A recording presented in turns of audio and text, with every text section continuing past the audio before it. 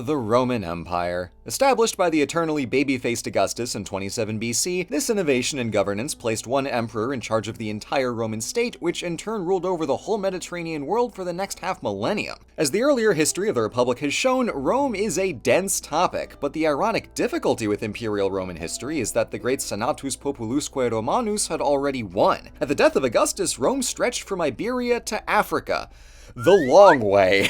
And while emperors did add a few more provinces in the following centuries, this new age was not defined by conquests but by the victorious quiet of the Pax Romana. Likewise, the poets and artists of the Augustan era had codified a new imperial identity for Rome, stepping out of Greece's shadow to set the standard for Roman culture. With so much groundwork diligently laid in the centuries BC, imperial Rome in these first 200 years AD was at the top of its game, with nothing left to do but make the most lavishly glorious civilization they could. This rather uncharacteristically calm state of affairs gives us an opportunity to look at the structure and breathtaking scale of the Roman world, before, of course, everything starts to go wrong.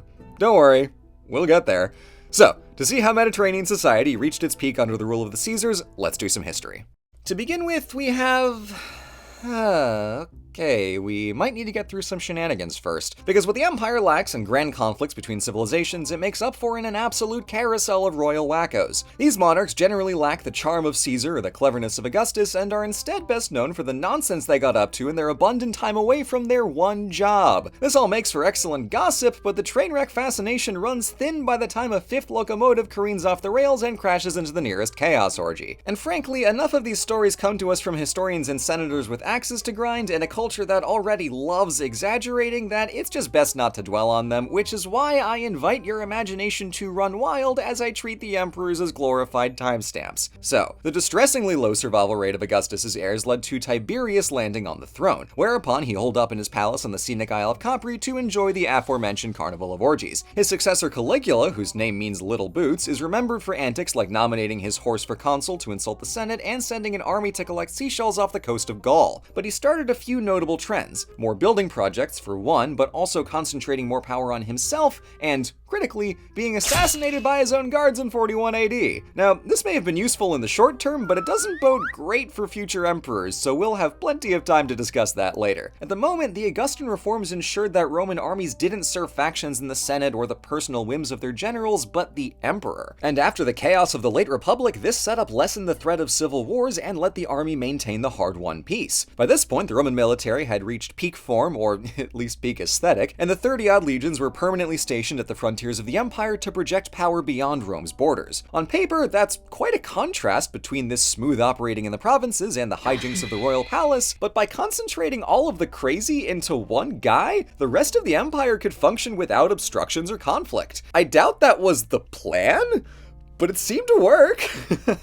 And it's here in the imperial era that the Roman world transformed from Italy's pile of provinces into an integrated Mediterranean system. Centered on the sea they called Mare Nostrum, the low cost and high speed of seaborne transportation allowed goods, resources, and plenty of food to flow between port cities. Grain from North Africa, metals from Iberia, wines from Gaul, and scholars from Ephesus could be found in every corner of the empire and even far beyond. As was often the case with Rome, commerce followed conquest as new provinces made for new and exciting sources of wealth, and overland trade operated along the robust network of roads that was built to transport armies. This roadmap is one of the single most beautiful sights I've ever laid eyes on, and my wife Cyan is really pretty. And the marble work doesn't stop there, because lest we forget, the Romans were engineering maniacs. Concrete, domes, arches, water highways that ferry delicious H2O from the mountains down into cities. Heated floors! The Romans literally had no chill when it came to construction. And this marks a distinction between the quiet vibrance of private art and the big public works, where they never built a thing for the sake of its beauty, but rather for the sake of their glory. The true Roman artists were the engineers, who built not only temples and theaters, but roads, bridges, aqueducts, and baths. It's a practical, functional artistry where the beauty lies in the accomplishment and its usefulness to the empire, and the fact that they are also beautiful is a flourish. A really big one. To illustrate a few converging themes, let's look at the single greatest monument to Roman extravagance, the Colosseum. This neighborhood of the city had burned down in 64 AD, swiftly to be replaced with a palace for the exceptionally crazed Emperor Nero, and then replaced again by the new Emperor Vespasian, the victor in a brief but fierce four-way civil war after Nero's death. Vespasian's plan to legitimize his new Flavian dynasty was essentially to bribe the Roman people with a grand public project and the promise of splendid games in said arena once it was done. This Herculean accomplishment relied not just on Rome's wealth, talents, and technologies like concrete, but on an imperial system specifically designed to make these projects possible. State-owned stone quarries and brickyards produced standardized building materials which could be used for whatever the emperor needed, and as far as Rome was concerned, slavery was just as vital to Rome's growth, development, and success, as every stage of buildings like the Colosseum relied in part on slave labor, first in the mines, quarries, and brickyards, then in working alongside freedmen and day laborers to actually build these megaworks, and once the Colosseum was finished, slaves fought in the arena to the delight of tens of thousands. Somewhere around a quarter of the empire's population was enslaved and treated like property. From the fields to the cities, the institution of slavery permeated every aspect of Roman society. The potential cognitive dissonance between Rome's accomplishments and the cruelty of its methods was of distressingly minimal concern to the Roman people, as the Colosseum itself shows how casually Romans went to a magnificent theater for the sole purpose of watching people get bodied.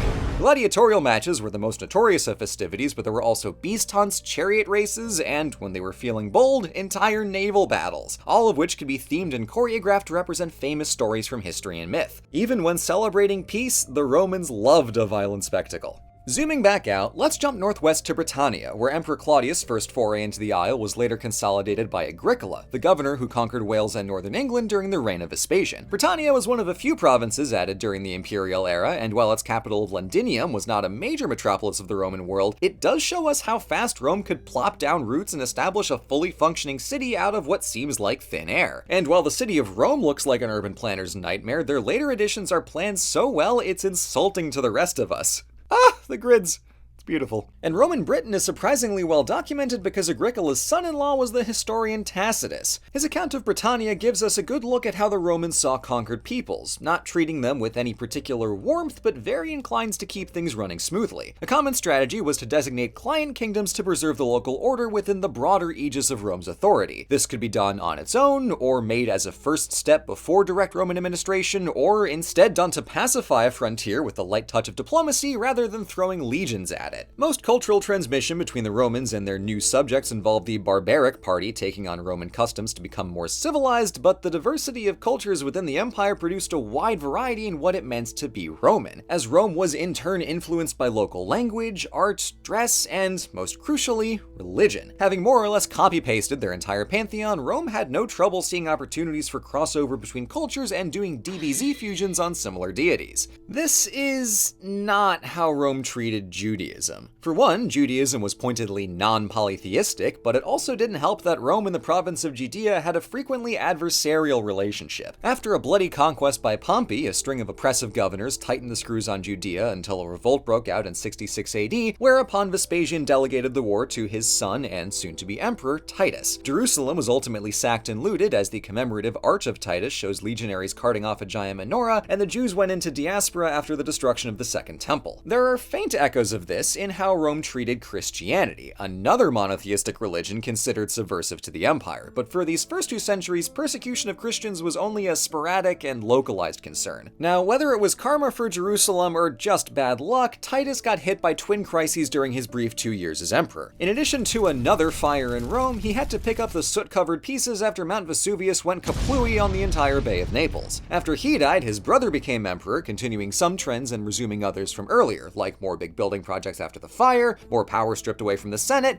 and more getting assassinated. This time, the Praetorian Guard further bullied the new Emperor Nerva to adopt the general Trajan as his heir. And for all the inherent corruption that led us to this point, this is where things start really getting shiny. Trajan was a military master who pushed Roman territory to its fullest extent and built a triumphal column to commemorate how dope his conquest of Dacia was. The spoils of this newly subjugated province paid for yet more public works, including the last and grandest forum in Rome, complete with to libraries. And this is a pleasant running theme for this century. Anyone can spend money on their own palaces, but only a real G gives it back to his people. Trajan's conquest of Mesopotamia was impressively flashy, but completely untenable, and his successor Hadrian had no interest in more outward expansion, instead focusing on fortifying Britannia and Germania and otherwise splashing money on monuments around the empire. Rome hadn't completely given up hope of walloping its enemies, as even the philosopher-emperor Marcus Aurelius spent 14 long years begrudgingly waging war against the increasingly pesky Germans, but I think this is about when the practical reality finally set in. All the rich or easy borderland territories had already been taken, so the strategy of conquer everything that looks at you funny was no longer viable, and this is where Rome topped out. That's far from terrible, as these last three of the so-called good emperors presided over Rome at the absolute height of its power and prosperity, and there's plenty to respect in several decades of pleasantly quiet history characterized by wise rulers and a steady empire. But and remember now, we're talking about Rome here. It won't be long until the Romans' legendary discipline starts to lapse and things go ouch, because the great SPQR always maintained the potential for a remarkably precipitous drop. But for now, there wasn't a better time to inhabit beautiful cities, to enjoy brilliant engineering, to prosper from expansive trade, and to live in a secure society. It wasn't always the best, but it was Roman civilization at its best. And honestly, doing our best is all we should ask. When discussing the history of Rome, it's only natural to come across a handful of points at which things seem to go very wrong. War here, plague there, civil war over here, another general marches his army on Rome, and after a certain point it doesn't even register. But these are all fairly momentary crises. A bad time, to be sure, but ultimately a self-contained catastrophe. Yet there is one truly abysmal chapter in Roman history that takes the cake. A quintuple-barrel calamity for the ages. And no, I'm not talking about the Byzantines because I am not looking to cry today. I'm talking about the crisis of the 3rd century, which, by every reasonable prediction, should have destroyed everything. Fully everything. Yet, in a classic twist of Roman irony, the causes of this crisis and even a few of its symptoms would become the strategies used by Roman emperors to end the crisis and even keep Rome going for centuries to come. So let's take a look to find out how on earth that is possible. The Roman Empire entered the 200s AD in an iffy state. The golden age of the last century was losing some of its shine thanks to a succession of truly garbage emperors, starting with Commodus the Gladiator tyrant and not getting much better. But beyond the scandalous hedonism of emperors with more concubines than sense lay far more dangerous habits, like how Alexander Severus bought the loyalty of larger and larger armies by ballooning their pay. To afford this, he debased the currency by mixing the gold and silver with plebby dork metals, which tanked their value. And far from actually protecting Rome, this dynamic just gave the army leverage. In the old Augustan days, legions served at the pleasure of the emperor, but now the emperor was just some guy who wore purple, and if Commodus could get strangled to death in a bath by his wrestling buddy, the bar for intimidating, puppeting, or just replacing an emperor was like 5 Praetorian guards. But then whomst to replace him with? Why, one of the generals, of course. And this was the same basic trick that Sulla and Caesar had pulled, but it saved the legwork of marching an army on Rome. Efficiency. So in the 50 years since the first guy got axed, over 20 such barracks emperors took their brief turn at the top. These guys weren't the most legitimate, since they conspicuously weren't the children or legal heirs of the previous emperor, but hey, you're the emperor! Never mind that another general 2 provinces over is taking notes on how you got to that point, you'll be fine! For a few months. All it took was some general beating up some Goths for their soldiers to say, "Great job, you should be the emperor," and then they get ideas and suddenly there's a mini civil war to sort out. And all this squabbling left the door wide open for Rome's rivals beyond the frontier to come right on in. Which frontier, you may ask? Good question. All of them. In the good old days, Germania was the primary ouch zone, but now the entire north was subject to incursions, from the Rhine all the way across the Danube, with fun new friends like Franks, Marcomanni, Goths, and plenty others. Some of these migrations were simply people looking for new lands to settle, while others were significantly more forceful. Terrifyingly, they also sailed down the Atlantic coast and into the eastern seas, striking as far as Athens in 267. The Roman army was good, but it wasn't that good. When an emperor focused on one area, another was left wide open, but when the emperor tried to delegate, he might find his trusty generals scheming for that big promotion. Meanwhile, the eastern frontier was also a nightmare. The Parthians had been a sore spot for Rome since Moneybags Crassus was defeated and taxidermied with gold back in 53 BC, but Parthia rarely went on the offensive. They were just hard to conquer, so all of Rome's failed campaigns were essentially self-inflicted. However, the newly formed Sassanid Persian Empire, which took their place in the 220s, was much more of an outward threat. In the 250s, King Shapur I pushed into Armenia, Roman Mesopotamia, and briefly into the Levant. The Sassanid menace would become a running theme for the next few centuries, but it came out of the gate real fast in the mid-200s. In 260, they captured Emperor Valerian in battle, whereafter the king used him as a footstool, as if being the emperor wasn't bad enough already. But let's not limit our sample size. It was miserable to be any kind of Roman nowadays. We've got coins getting debased throughout the century to bribe the army, trade routes constantly disrupted by war, and entire regions being destroyed by invasions and counterattacks. Plus, a plague in the 250s killed thousands a day in Rome and whittled cities like Alexandria down to half, which in turn drastically reduced the labor force available to farm and fight, resulting in widespread food and soldier shortages. As if the actual wars weren't enough of a problem, piracy within the empire was rampant, so cities and provinces spent what little resources they had on defensive walls and small forts along major roads. All of this made clear that the society enjoyed during the Pax Romana was long gone, as it required the stability of strong government and a strong military, both of which were fully absent here in the 200s. Functions of government were carried out primarily by the army, who were only accountable to their very stabbable general. Luckily, when Rome worked, it worked, so if those political and military foundations could be patched up, at least on a local level, things could be alright. Now, believe it or not, the first 3 decades of the crisis were actually rather straightforward and even a bit tame compared to what went down after 260. Valerian being captured by Persia left Rome to his son and co-emperor Gallienus. Faced with the problem of everything everywhere all of the time, he was happy to delegate the Rhineland frontier to Postumus, a general and governor of Roman Germania. Naturally, it took all of 5 minutes for Postumus to be acclaimed as emperor, but not for all of Rome, just the western provinces. Gallienus couldn't really do anything about this, so Postumus had free reign to form a quasi-independent state in the west that stretched from Britannia through Gaul and Germania and down into Hispania. He created parallel Roman institutions like the Senate and consuls and had no intention of causing trouble with the rest of Rome. He just wanted his slice, and he was able to defend it fairly well. Meanwhile, a strikingly similar story plays out on the other end of the empire, where Prince Odenathus of Palmyra fought back against King Shapur and began acting independently of the new emperor Gallienus. Rome entrusted Odenathus with defense of the east and granted him governorship of the provinces of Cilicia and Syria down to Arabia. With only the eastern front to worry about, Odenathus held off the Sassanids until his assassination in 267, when his widow Zenobia became the de facto ruler of Palmyra and governor of all those provinces. Like in the west, this Palmyrene territory was essentially an independent state allied to Rome rather than provinces within it, and Rome was too occupied to really complain until 270, when Zenobia took advantage of a couple quick emperor deaths to annex Egypt and Galatia and proclaim her son as Imperator Caesar Augustus, which we can now fairly categorize as open revolt. Even then, the new emperor only cared that Egyptian grain exports stayed on schedule, and it's painfully telling that he could see part of his empire in a state of active rebellion and still think, I'll double back to that one later, I have more immediate problems. Plus, half of Egypt was in favor of their annexation. It seems weird, but you can see why. The Palmyrene Empire and the Gallic Empire were smaller, more nimble, more stable, and slightly less susceptible to upstart barracks emperors. It just felt good to know that the person in charge was only one province over rather than halfway across the sea and probably in the process of getting murdered by his own guards. Really, the actions of Postumus and Zenobia showed that they did work in the interest of Rome, just their corner of Rome, independently, and with the power of an emperor. Both states paid consistent homage to Rome, and despite how bad it looks on a map, were far less of a problem for the emperor than his own usurping generals, and even arguably a help, as they each removed an entire front from the emperor's to-do list. And this wildly set the stage for their later conquest, as the Emperor Aurelian was free to focus the first few years of his reign squarely on fighting rival usurpers and barbarians along the Danube and,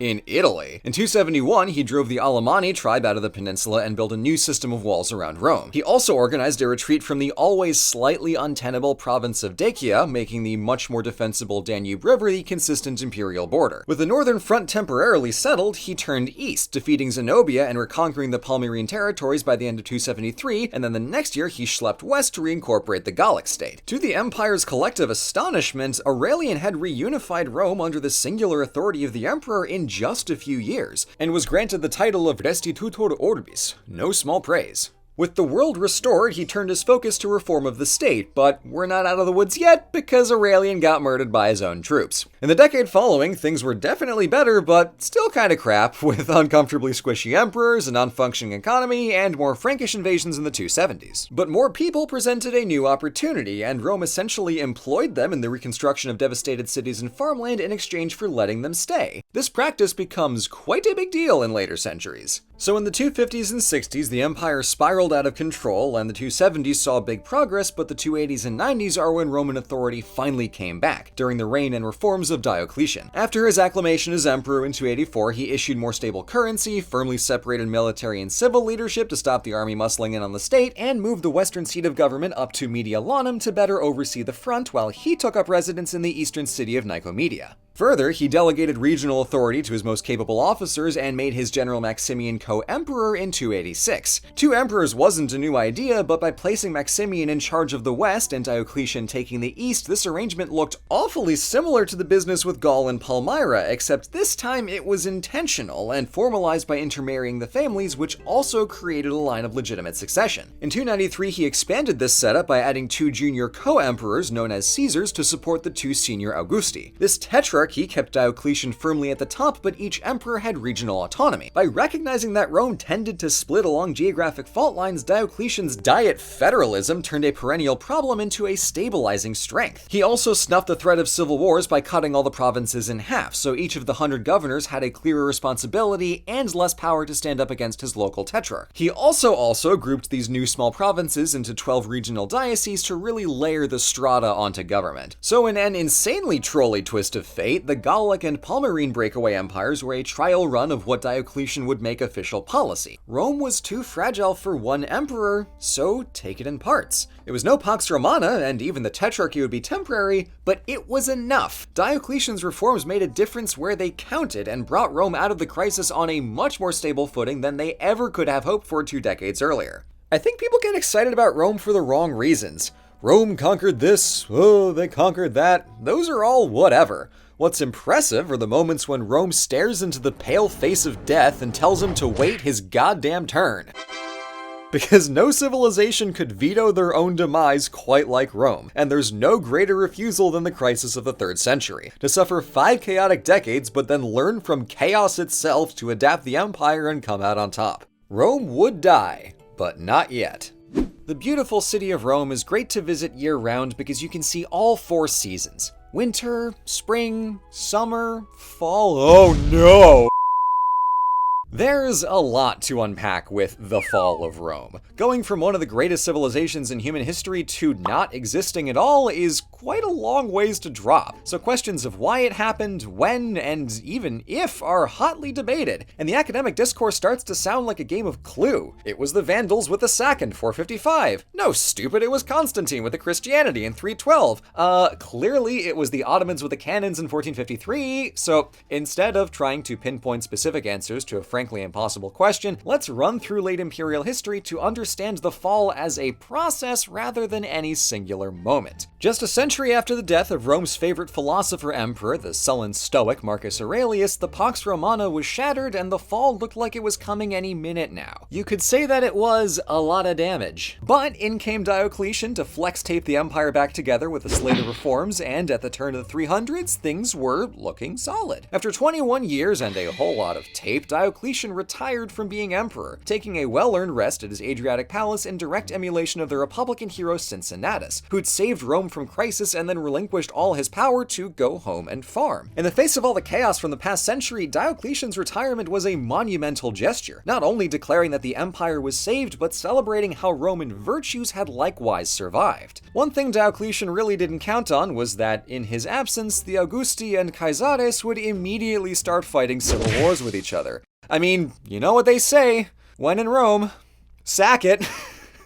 In this somewhat refreshing return to form where Rome's biggest enemy is just itself, a Western Augustus by the name of Constantine got to conquering his rival tetrarchs. You can guess what happens next, and the answer won't surprise you. In the fight for control of Italy and North Africa, he received a vision from an angel telling him to paint the symbol of Christ onto his army's shields. And let's be real here, if it's the fate of the empire, you're not in the business of saying no to angels, so he got doodling and won the battle at the Milvian Bridge in 312. It's unclear whether Constantine fully converted, but whatever the case, he was convinced enough that he legalized Christianity throughout the empire in 313 with the Edict of Milan, ending its sporadic persecution. Now, toleration is different from incorporation, as Christians had their one and only God, who remained firmly separate from the pagan pantheon, but as far as the state was concerned, they were both chill. Constantine's big hoist was to paint Christianity as compatible with a concept called Pax Deorum, where Rome gets divine favor if it's good and pious. So whereas Christianity had earlier been seen as subversive, it could now be a team player. But the Eastern Empire was still controlled by a tetrarch who made the mistake of not being Constantine, so our boy got to fixing that by conquering the rest of the empire in 324 and founding an eastern capital named Nova Roma, soon to be Constantinople. Constantine was more successful at economic reform than Diocletian, but he continued to rely on foreign mercenaries for much of Rome's defense, and this will have unintended, albeit predictable, consequences over the next century. Through the 300s, Rome held on. Administration was split between Rome and Constantinople. Sometimes there was one emperor, other times the job was shared. That one guy tried and failed to re-outlaw Christianity. Big mess, but in the wake of Constantine, things were loosely good, if a little uneasy. So as long as nobody comes to rock the boat. Right. There's a lot we could unpack with the false dichotomy between civilized and savage, but the simple fact is that the term barbarian was co-opted from Greek to describe all non-Romans. In centuries past, they were often allied with Rome to defend imperial territory, but the trouble started with the Huns to the northeast. When these aggressors pushed into new land, they forced the current residents, Ostrogoths, Visigoths, lots of Goths, to move somewhere else. The easiest and best option was usually into allied Roman territory, and just as back in the 3rd century crisis, emperors often negotiated these relocations.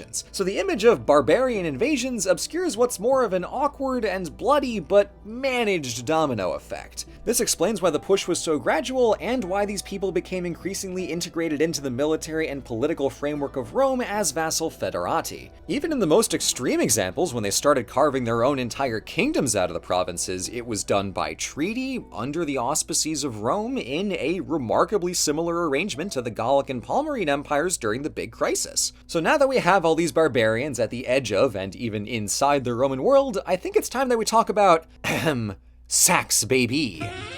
And this, like the rest, was a process, as some Goths out east wanted to run away from the Huns and get themselves some farmland, so per the terms of their treaty, they asked and received permission from Constantinople to cross the Danube into the Balkans. They were joined by some other Goths who were denied permission but crossed anyway, and the provincial generals treated them all so harshly that they rose in revolt, meeting the Eastern army outside Adrianople in 378 and utterly thrashing them. Yet, after some more battles and negotiations, the result of all this was more federati.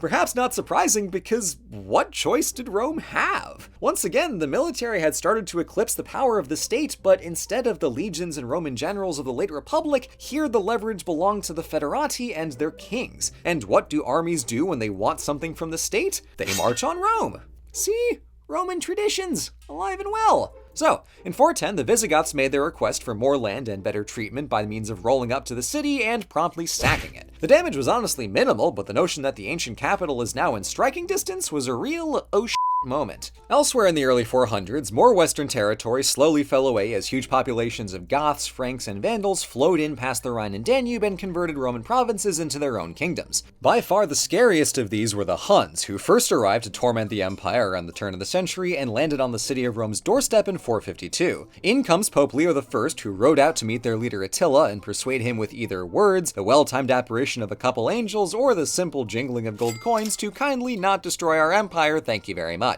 To literally everyone's surprise, Attila was convinced and withdrew from his campaign to get married and then immediately die. Man, timing. The city's respite from invasion was brief, as soon came the Vandals in 455 to give Rome a proper sacking. Like, vandalized. Pope Leo had less diplomatic success this time around, persuading the Vandals not to kill people or destroy stuff on the condition that they could plunder anything or anyone they wanted. Still pretty bad.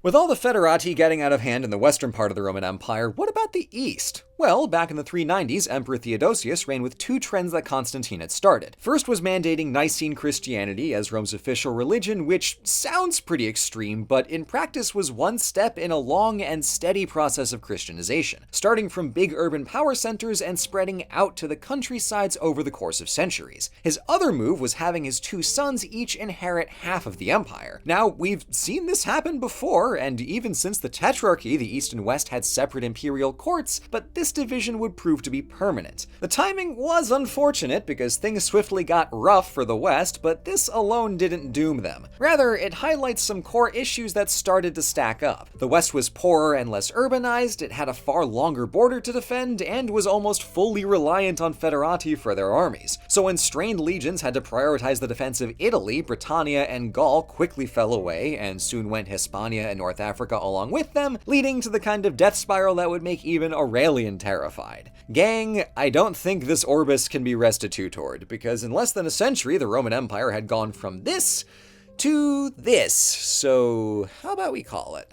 The armies of King Odoacer conquered Italy and deposed the 16-year-old emperor Romulus Augustulus, sending word to the Eastern Roman Empire Zeno that he had assumed control of the Western Empire on your behalf, to which Constantinople said, "I didn't ask you to do that, but thank you?" To which Odoacer responded, "You're welcome."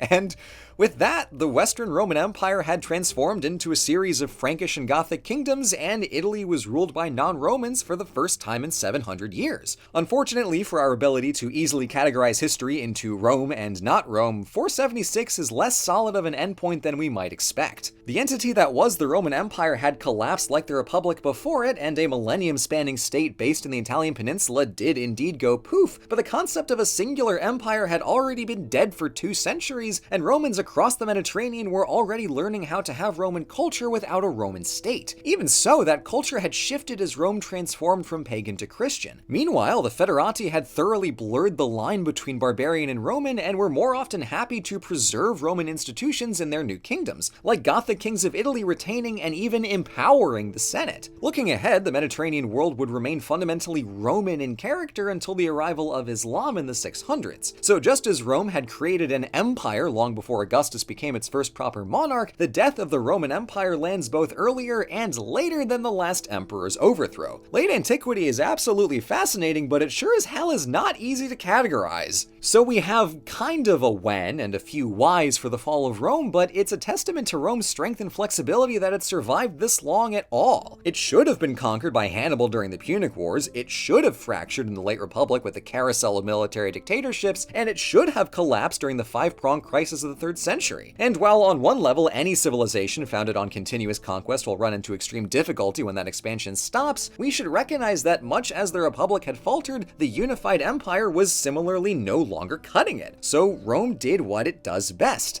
and adapted. While the empire died, parts of Rome very much lived on, via the Byzantine Empire in the east, the Christian church and the Pope in Rome, the Romance languages, and intangibles like literature, the culture of laws, and the Platonic ideal of what it means to be an empire. There's a reason the question of why and how Rome fell fascinates and even haunts us. It's this megalithic, world-conquering, seemingly immortal civilization totally thrashed by a confluence of factors, and any society can see a little bit of themselves in the fall of Rome. Now, permit me to get philosophical here, but the fall isn't the sad ending to an otherwise pristine civilization, rather a constant process that began the instant Romulus gave his city a name, and their frequent failures remained inextricable from their great successes, as they overcame unrelenting crises throughout their history by learning from their weaknesses, thinking practically, and adapting, from kingdom to republic to empire to papacy.